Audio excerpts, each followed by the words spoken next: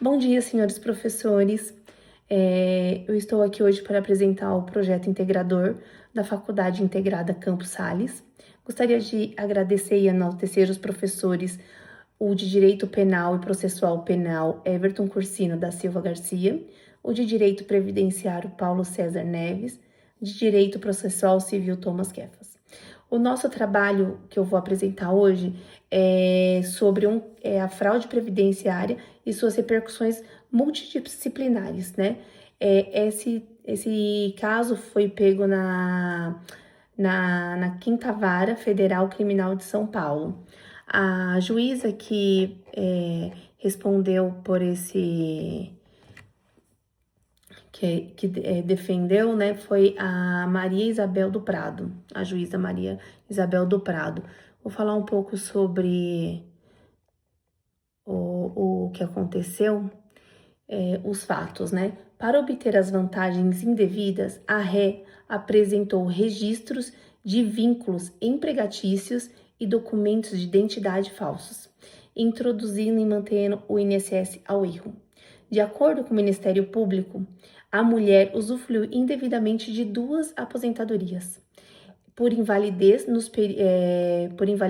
no período de janeiro de 2002 a julho de 2013, quase uma década, e julho de 2009 a outubro de 2012, bem como das parcelas de auxílio-doença que antecederam os benefícios, né?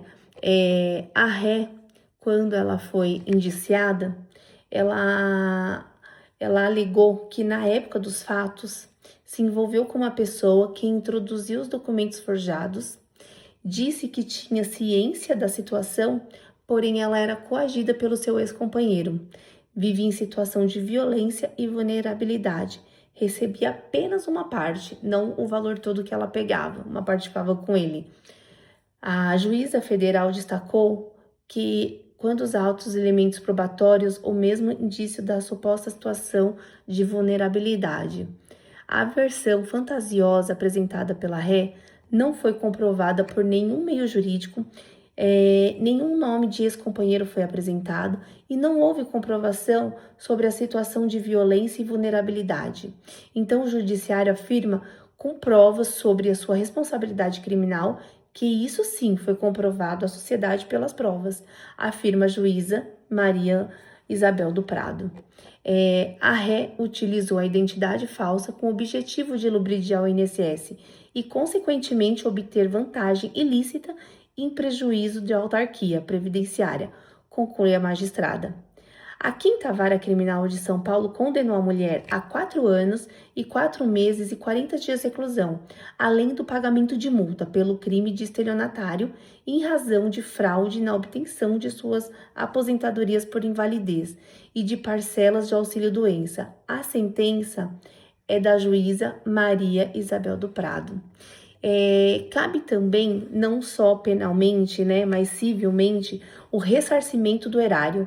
Quando há fraude contra o INSS, surge o dever de devolver tudo o que foi recebido indevidamente. Isso está no artigo 876 do Código Civil. No artigo 37, inciso 5 da Constituição, o ressarcimento ao erário. O que ela terá que pagar? Todos os valores da aposentadorias por invalidez recebido indevidamente, valores do auxílio-doença anterior, correção monetárias e juros. Aqui é importante também, o ressarcimento é considerado um dano ao erário, então pode ser cobrado por meio de ação, cobrança ou execução fiscal. Em regra, é imprescindível quando comprovado o dolo. Então, nesse caso foi comprovado, então ela vai ter que ser responsabilizada tanto penalmente quanto civilmente. A responsabilidade previdenciária administrativa entra na atuação direta ao INSS, tá? As consequências são cancelamento dos bens fraudulentos, né? Na hora já corta, inscrição da dívida ativa, cobrança administrativa dos valores, possibilidade de desconto em benefícios futuros, se houver. A base legal é no artigo 115 da Lei 8.213/91. O artigo 154 também do decreto 3.048/99.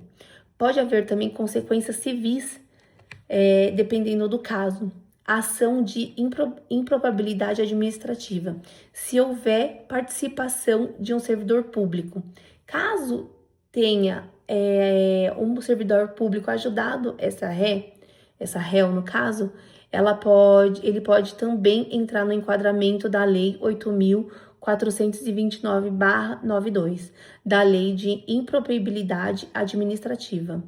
A indisponibilidade de bens. A Justiça pode determinar bloqueio de contas e penhora de bens para garantir o ressarcimento do valor indevido. Resumindo, de forma objetiva, mesmo já condenada penalmente por 4 anos, ela deve devolver todo o dinheiro recebido indevidamente, terá o valor atualizado com juros e correção, pode sofrer execução judicial ou cobrança administrativa, perde os benefícios obtidos com fraude, pode ter bloqueios para garantir o pagamento.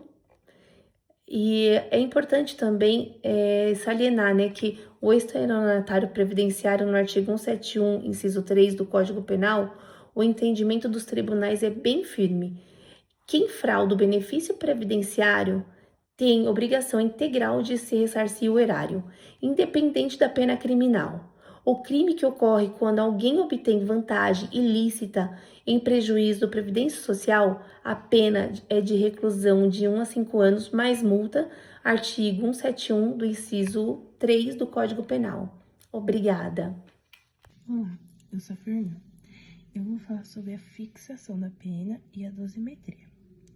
A pena foi aplicada no sistema trifásico, nos termos do artigo 68 do Código Penal. Na primeira fase, a pena foi fixada acima do mínimo legal, considerando 2 circunstâncias judiciais: a culpabilidade acentuada da ré e as consequências do crime, que se prolongou por longa duração, agravando o impacto da conduta.